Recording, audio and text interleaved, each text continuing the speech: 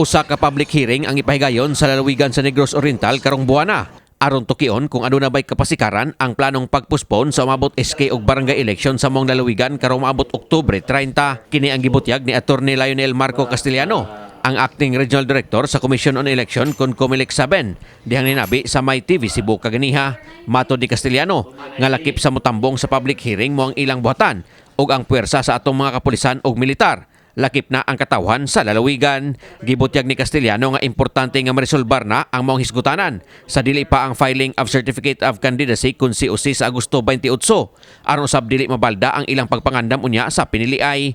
Sa pagkaron gibutyag sa direktor nga nangandam gyapon sila nga madayon ang eleksyon sa lalawigan sa Negros Oriental sa maabot Oktubre sama sa ubang bahin sa nasod. Kahimduman nga una nang mipadayag si Senador Francis Tolentino nga mas maing ipospon na una ang SK og barangay election sa lalawigan sa Negros Oriental gumikan sa mga bayulenting panghitabo sa dapit sa milabayng mga buwan. Until such time that the INBank has decided nga ma-postpone, our preparation is that ang Negros na BSK is dungan sa tanan, no? Kay to be decided man na. So ang preparasyon namo karon ongoing na tanan, account na namo ang ballot boxes, gina-finalize na lang ang list of voters kay karong I think June 19 na pa may paghahimuon nga ERB hearing pagtangtangon patungalan sa mga kana bitaw nakitaan nga kaduha nagrehistro. Okay. Tangtangon pa sa listahan sa mga kuan kay di ba nagrehistro tata. Ipadala man na nato ang record sa Manila. Makita man na dito nga katong mga multiple or double registrants. So maigo na sa AFIS kay naa man tay fingerprint, automated fingerprint identification system. So makita na dito katong mga multiple or double registrants, tangtangon na dito sa kuan ng usa. Samtang sa habig sa kapulisan sa Dakbayan sa Sugbo, padayon pa usab nga nagpahigayon sila og assessment sa pagkaron alang sa mga dapit sa Dakbayan nga posibleng ipaubos sa election hotspot. Nasayran nga niadtong miaging semana gipahigayon ang labing una nga coordination meeting sa kapulisan, militar ug COMELEC kalabot sa mga dapit nga posibleng ipaubos sa election hotspot. Sa mga na-discuss dito kini sa mga prohibitions o kini mga common violations during the conduct of elections.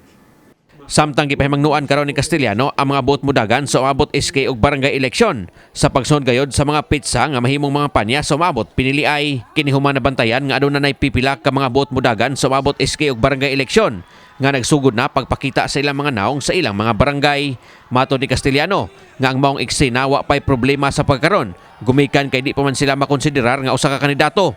Apan gikatakda kining mausab sa giyon nga mo-file na sila sa ilang kandidatura sa umabot Agosto 28 ngadto sa Setyembre 3. Mao na sab kini ang mga adlaw nga gitawag og election period. Subling giklaro ni Castellano nga gikan sa Setyembre 4 hangtod sa Oktubre 18 di gyud mahimong mangampanya ang usa ka kandidato sa SK og barangay.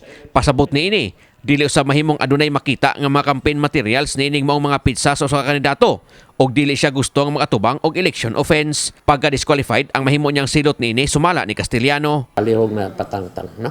Patangtang lang na nila kay that if proven that they have cause that this name be their election paraphernalia or ilahang mga advertisement is being sila nagpabutang, and they will be prosecuted. Ang kampanya sa mga kandidato sa umabot SK og barangay election magsugod sa Oktubre 19 hangtod sa 28.